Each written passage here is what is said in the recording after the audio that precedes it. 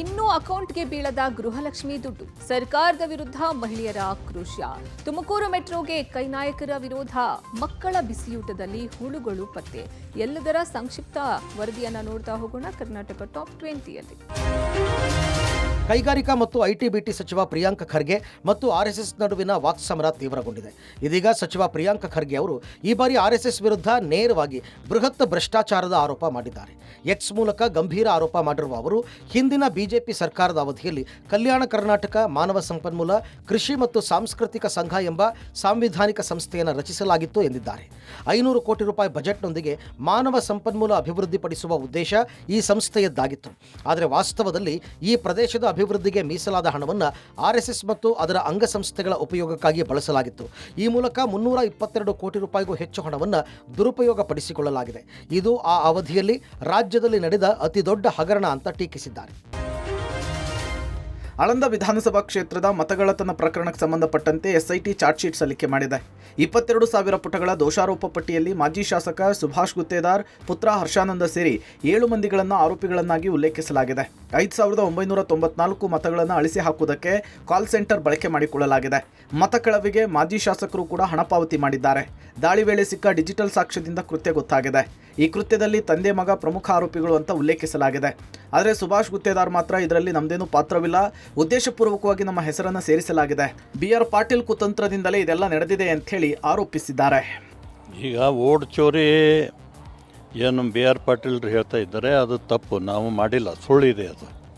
ಯಾಕಂತಂದ್ರೆ vote delete ಮಾಡಬೇಕಾದ್ರೆ ಅಂಗನವಾಡಿಯವರು ತಮ್ಮ ಊರಲ್ಲಿ ತಮ್ಮ ಏರಿಯಾದಲ್ಲಿ ಬರ್ಕೊಂಬಂದು ತಹಶೀಲ್ದಾರ್ ಕೊಟ್ಟರು, ತಹಶೀಲ್ ಆಫೀಸ್ದಾಗ ಆಗ್ತದೆ. ಅದು ನಾವು ಕೂತ್ಕೆಚಂದ್ರೆ ಡಿಲೀಟ್ ಮಾಡ್ತೀವಿ ಅಂದ್ರೆ ಆಗಲ್ಲ. ಅದು ಈಗ ಸುಳ್ಳೇ ನಮ್ಮ ಮೇಲೆ ಅಪವಾದನ ಮಾಡುತ್ತಾ ಇದ್ದಾರೆ. ಇದು ರಾಜಕೀಯ ಒಂದು ದ್ವೇಷ ಮತ್ತು ಇದು BJP ಮೇಲೆ ಒಂದು ಗೂಬೆ ಕೂರಿಸುವಂಥ ಕೆಲಸ ಉದ್ದೇಶಪೂರ್ವಕವಾಗಿ ಈ ಕೇಸನ್ನು ಸೃಷ್ಟಿ ಮಾಡಿ ನಮ್ಮ ವಿರುದ್ಧ, ನಮ್ಮ ತಂದೆಯವ್ರ ವಿರುದ್ಧ ಒಂದು ಚಾರ್ಜ್ ಶೀಟ್ ಮಾಡಿದ್ದಾರೆ. ಯಾಕಂದರೆ 2023ರಲ್ಲಿ ಇದು ಕೇಸ್ FIR ಆಗಿರೋದು.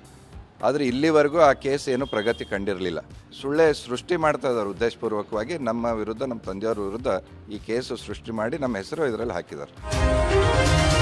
ಗ್ಯಾರಂಟಿ ಯೋಜನೆ ಜಾರಿಯಿಂದ ರಾಜ್ಯದಲ್ಲಿ ಅಭಿವೃದ್ಧಿ ಕುಂಠಿತವಾಗಿದೆ ಅಂತ ಆರೋಪ ವಿರೋಧ ಪಕ್ಷದಲ್ಲಿ ಕೇಳಿಬಂದಿದೆ.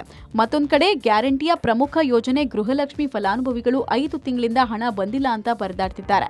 ಕೊಪ್ಪಳ ಜಿಲ್ಲೆಯ ಗೃಹಲಕ್ಷ್ಮಿ ಫಲಾನುಭವಿಗಳು ಸರ್ಕಾರದ ವಿರುದ್ಧ ಆಕ್ರೋಶ ವ್ಯಕ್ತಪಡಿಸಿದ್ದಾರೆ. ಸರ್ಕಾರ ಬರುವ ಮುಂಚೆ 2,000 ರೂಪಾಯಿ ಪ್ರತಿ ಮಹಿಳೆಯರಿಗೆ ಕೊಡುವುದಾಗಿ ಹೇಳಿದ್ರು. ಈಗ 3 ತಿಂಗಳಿಗೊಮ್ಮೆ 1 ತಿಂಗಳ ಗೃಹಲಕ್ಷ್ಮಿ ಹಣ ಹಾಕಿ ಕೈ ತೊಳೆದುಕೊಳ್ತಾ ಇದ್ದಾರೆ. ಹೀಗಾಗಿ 5 ತಿಂಗಳ ಗೃಹಲಕ್ಷ್ಮಿ ಹಣ ಬಾಕಿ ಉಳಿಸಿಕೊಂಡಿದ್ದಾರೆ. ನಾವು ಬ್ಯಾಂಕ್ನಲ್ಲಿ ಹೋಗಿ ಕೇಳಿದ್ರೆ ಇನ್ನೂ ಹಣ ಬಂದಿಲ್ಲ ಅಂತಿದ್ದಾರೆ.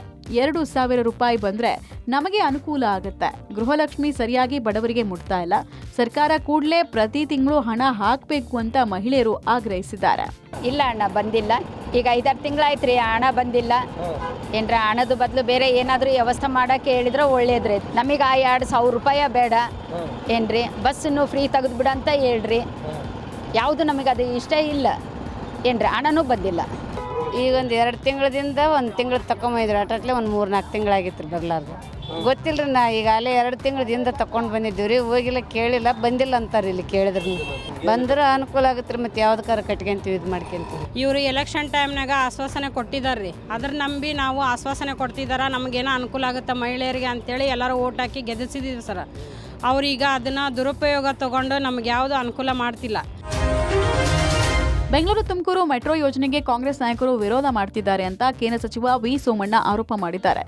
ತುಮಕೂರಿನ ಪಂಡಿತನಹಳ್ಳಿಯಲ್ಲಿ ರೈಲ್ವೆ ಮೇಲ್ಸೇತುವೆ ಕಾಮಗಾರಿ ಶಂಕುಸ್ಥಾಪನೆ ಮಾಡಿ ಮಾತನಾಡಿದ ಅವರು, ನಿನ್ನೆ ಒಬ್ಬ ಕಾಂಗ್ರೆಸ್ ನಾಯಕರು ನನ್ನ ಬಳಿ ಬಂದು ತುಮಕೂರು ಮೆಟ್ರೋಗೆ ವಿರೋಧ ವ್ಯಕ್ತಪಡಿಸಿದ್ರು.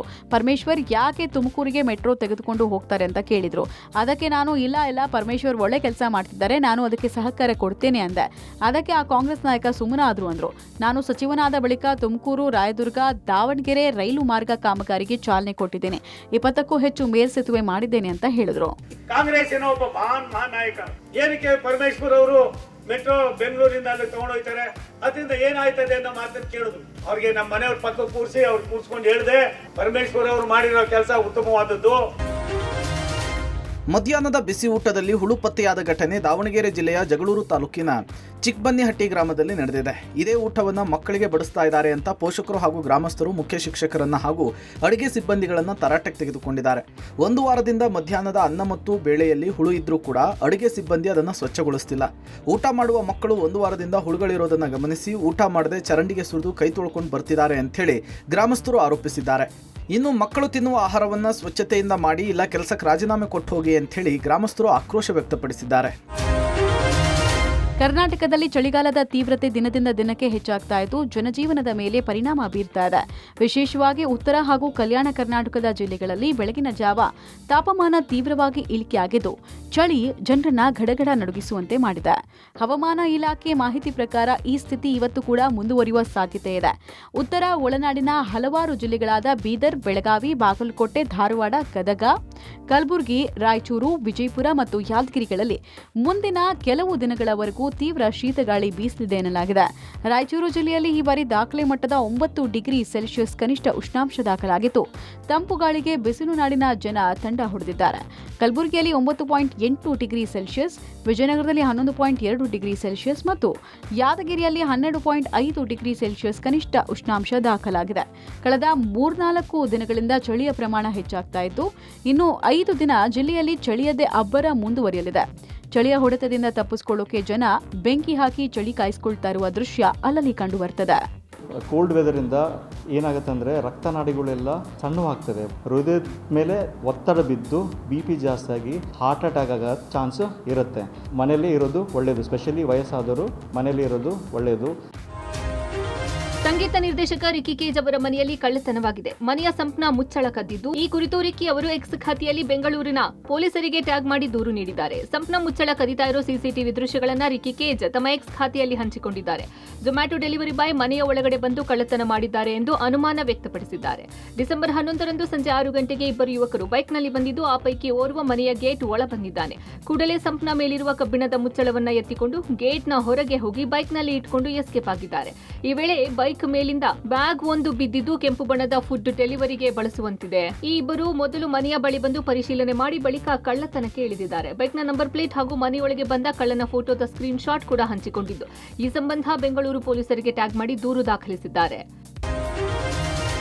ಜನವರಿಯಲ್ಲಿ ನಟ ದರ್ಶನ್ಗೆ ಜಾಮೀನು ಸಿಕ್ಕೇ ಸಿಗುತ್ತದೆ ಎಂದು ನಟ ಜೈದ್ ಖಾನ್ ಹೇಳಿದ್ದಾರೆ. ಜನವರಿ 23ರ ಒಳಗೆ ಜಾಮೀನು ಸಿಗದಿದ್ರೆ ಜೈಲಿಗೆ ಹೋಗಿ ದರ್ಶನ್ ಅಣ್ಣನ ಆಶೀರ್ವಾದ ತೆಗೆದುಕೊಂಡು ಬರ್ತೀನಿ ಎಂದಿದ್ದಾರೆ. ಸಚಿವ ಜಮೀರ್ ಅಹಮದ್ ಕಾಂಟ್ರವರ್ಸಿಗಳು ನಿಮ್ಮ ಸಿನಿಮಾಗೆ ಎಫೆಕ್ಟ್ ಆಗಿದೆಯಾ ಅನ್ನೋ ಪ್ರಶ್ನೆಗೆ ಖಂಡಿತ ಎಫೆಕ್ಟ್ ಆಗಿದೆ ಎಂದಿದ್ದಾರೆ. ನನ್ನ ಹಿಂದಿನ ಸಿನಿಮಾ ಮೇಲೆ ಅವರ ರಾಜಕೀಯದ ಬೆಳವಣಿಗೆಯಿಂದ ಪರಿಣಾಮ ಆಗಿದೆ.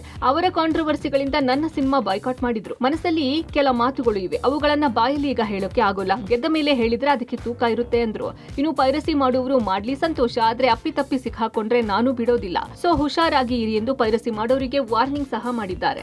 ನನ್ನ ನಿರೀಕ್ಷೆ ಪ್ರಕಾರ, ನನ್ನ ಮಾಹಿತಿ ಪ್ರಕಾರ ಅವ್ರು ಜನವರಿಗೆ ಅವ್ರಿಗೆ ಬೇಲ್ ಸಿಗೋ ಥರ ನಿರೀಕ್ಷೆ ಇದೆ ಸರ್. ಅಕಸ್ಮಾತ್ ಸಿಗಲಿಲ್ಲ ಅನ್ನೋ ಒಂದು ಏನಾದ್ರು ಆದರೆ ನಾನೇ ಸ್ವತಃ ಪರ್ಸ್ನಲ್ ಆಗಿ ಹೋಗಿ ಅವ್ರ ಆಶೀರ್ವಾದ ತೊಗೊಂಡು ಬಂದೇ ಬರ್ತೀನಿ. ಏನೋ ಒಂದು ಕಾಂಟ್ರವರ್ಸಿ ನಡೀತು, ನಮ್ಮ ತಂದೆ ಹೇಳಿದ ಒಂದು ಸ್ಟೇಟ್ಮೆಂಟ್, ಅದು ಜನ ಮತ್ತೆ ಏನೋ ಒಂದು ಬೇರೆ ಥರ ಸೃಷ್ಟಿ ಆಗೋಯ್ತು ಅದು. ಸೊ ಅದು ಎಫೆಕ್ಟ್ ನಂಗೆ ಆಯಿತು. ಈಗ ನನ್ನ ಸಿನಿಮಾನು ಬಾಯ್ಕಾಟ್ ಮಾಡಿದರು. ಸೊ ಮನಸ್ಸಲ್ಲಿ ಕೆಲವೊಂದು ಮಾತುಗಳು ಇದೆ, ಈಗ ಹೇಳೋದು ಬೇಡ. ಈಗ ಸದ್ಯಕ್ಕೆ ನಾನು ಇನ್ನೂ ಗೆಲ್ಲಿಲ್ಲ, ಗೆದ್ದ ಮೇಲೆ ಹೇಳಿದ್ರೆ ಅದಕ್ಕೆ ತೂಕ ಇರುತ್ತೆ ಅಂತ ಹೇಳಿ ಒಳಗಡೆ ಇಟ್ಕೊಂಡಿದ್ದೀನಿ. ಟೈಮ್ ಬಂದಾಗ ಹೇಳ್ತೀನಿ. ಭಾರತದಿಂದ ಆಮದು ಮಾಡಿಕೊಳ್ಳುವ ವಸ್ತುಗಳ ಮೇಲೆ 50% ಸುಂಕ ಹೇರಿದ ಟ್ರಂಪ್ ಕ್ರಮವನ್ನು ಖಂಡಿಸಿ ಅಮೆರಿಕದ ಸಂಸತ್ತಿನಲ್ಲಿ ನಿರ್ಣಯವನ್ನು ಮಂಡಿಸಲಾಗಿದೆ. ಕೆಳಮನೆಯಲ್ಲಿ 3 ಸದಸ್ಯರು 50% ಸುಂಕ ವಿಧಿಸಿದ ಡೊನಾಲ್ಡ್ ಟ್ರಂಪ್ ಅವರ ರಾಷ್ಟ್ರೀಯ ತುರ್ತು ಪರಿಸ್ಥಿತಿ ಘೋಷಣೆಯನ್ನು ಕೊನೆಗೊಳಿಸುವ ಗುರಿಯನ್ನು ಹೊಂದಿರುವ ನಿರ್ಣಯವನ್ನು ಮಂಡಿಸಿದರು. ಭಾರತ ಪ್ರಮುಖ ಪಾಲುದಾರ ದೇಶವಾಗಿದೆ. ಈ ಕ್ರಮಗಳು ಕಾನೂನು ಬಾಹಿರ ಮತ್ತು ಅಮೆರಿಕನ್ ಕಾರ್ಮಿಕರು, ಗ್ರಾಹಕರು ಮತ್ತು ದ್ವಿಪಕ್ಷೀಯ ಸಂಬಂಧಗಳಿಗೆ ಹಾನಿಕಾರಕ ಅಂತ ಕರೆದಿದ್ದಾರೆ. ಪ್ರತಿನಿಧಿಗಳಾದ ಡೊಬಾರಾ ರಾಸ್, ಮಾರ್ಕ್ ವಿಸಿ ಮತ್ತು ರಾಜಾ ಕೃಷ್ಣಮೂರ್ತಿ ಅವರು ಭಾರತ ಬ್ರೆಜಿಲ್ ಮೇಲೆ ಹೇರಿರುವ ನಿರ್ಣಯವನ್ನು ಕೊನೆಗೊಳಿಸಬೇಕು ಅಂತ ಆಗ್ರಹಿಸಿದ್ದಾರೆ. ವ್ಯಾಪಾರ ಒಪ್ಪಂದಕ್ಕೆ ಭಾರತ ಸಹಿ ಹಾಕದ್ದಕ್ಕೆ ಆರಂಭದಲ್ಲಿ ಡೊನಾಲ್ಡ್ ಟ್ರಂಪ್ ಭಾರತದ ಮೇಲೆ 25% ಸುಂಕವನ್ನು ವಿಧಿಸಿದರು. ಬಳಿಕ ರಷ್ಯಾದಿಂದ ಭಾರತ ಕಚ್ಚಾ ತೈಲವನ್ನು ಆಮದು ಮಾಡ್ತಾ ಇರೋದಕ್ಕೆ ಪ್ರತಿಯಾಗಿ ದಂಡದ ರೂಪದಲ್ಲಿ ಕೆಲ ವಸ್ತುಗಳಿಗೆ 50% ಸುಂಕವನ್ನು ಹೇರಿದ್ದಾರೆ. ಬೆಳಗಾವಿ ತಾಲೂಕಿನ ನಂದಿಹಳ್ಳಿ ಗ್ರಾಮದಲ್ಲಿ ಚಿರತೆ ಪ್ರತ್ಯಕ್ಷವಾಗಿದ್ದು ಜನರಲ್ಲಿ ಭೀತಿ ಹೆಚ್ಚಾಗಿದೆ. ರಾಜಹಂಸಗಡ, ನಂದಿಹಳ್ಳಿ, ಗರ್ಲಗುಂಜಿ ಪ್ರದೇಶದಲ್ಲಿ ಚಿರತೆ ಓಡಾಡಿ ಆತಂಕ ಸೃಷ್ಟಿಸಿದೆ. ಚಿರತೆ ಸೆರೆ ಹಿಡಿಯುವಂತೆ ಅರಣ್ಯ ಇಲಾಖೆಗೆ ಗ್ರಾಮಸ್ಥರು ಮನವಿ ಮಾಡಿದ್ದಾರೆ. ಇತ್ತ ಚಿಕ್ಕಬಳ್ಳಾಪುರ ಜಿಲ್ಲೆಯ ಗುಡಿಬಂಡೆ ಪಟ್ಟಣದ ಜನರಿಗೆ ಚಿರತೆ ಭಯ ಹೆಚ್ಚಾಗಿದೆ. ನಿನ್ನೆಯಷ್ಟೇ ಗುಡಿಬಂಡೆ ಪೊಲೀಸ್ ಠಾಣೆ ಆವರಣದಲ್ಲಿ ಚಿರತೆ ಮರಿ ಪ್ರತ್ಯಕ್ಷವಾಗಿದ್ದು, ಚಿರತೆ ಮರಿ ಹುಡುಕಿಕೊಂಡು ತಾಯಿ ಚಿರತೆ ಬರಲಿದೆ ಅನ್ನೋ ಭಯ ಕಾಡ್ತಾ ಇದೆ. ಹೀಗಾಗಿ ಚಿರತೆ ಮರಿ ಸೆರೆ ಹಿಡಿದರೂ ಆತಂಕ ಮುಂದುವರೆದಿದೆ. ಚಾಮರಾಜನಗರ ತಮಿಳುನಾಡಿನ ಗಡಿ ದಿಂಬಂ ಹೋಗುವ ರಸ್ತೆಯಲ್ಲಿ ಚಿರತೆ ಕಾಡಾನೆ ಪ್ರತ್ಯಕ್ಷವಾಗಿದೆ. ಆಗಾಗ್ಗೆ ರಸ್ತೆಯಲ್ಲಿ ಪ್ರತ್ಯಕ್ಷವಾಗ್ತಾ ಇರುವ ಹಿನ್ನೆಲೆಯಲ್ಲಿ ದ್ವಿಚಕ್ರ ವಾಹನ ಸವಾರರು ಭಯದಿಂದ ಚಲಿಸುವ ಪರಿಸ್ಥಿತಿ ಇದೆ. ಇನ್ನು ಮೂಡಿಗೆರೆ ತಾಲೂಕಿನಲ್ಲಿ ಮತ್ತೆ ಆನೆ ಪ್ರತ್ಯಕ್ಷವಾಗಿದ್ದು, ಕಾಫಿ ಬೆಳೆಗಾರರು ಹೈರಾಣಾಗಿದ್ದಾರೆ. ಆನೆ ಹಾವಳಿಗೆ ಬ್ರೇಕ್ ಹಾಕದ ಅರಣ್ಯ ಇಲಾಖೆ ವಿರುದ್ಧ ಮಲೆನಾಡಿಗರು ಆಕ್ರೋಶ ವ್ಯಕ್ತಪಡಿಸಿದ್ದಾರೆ.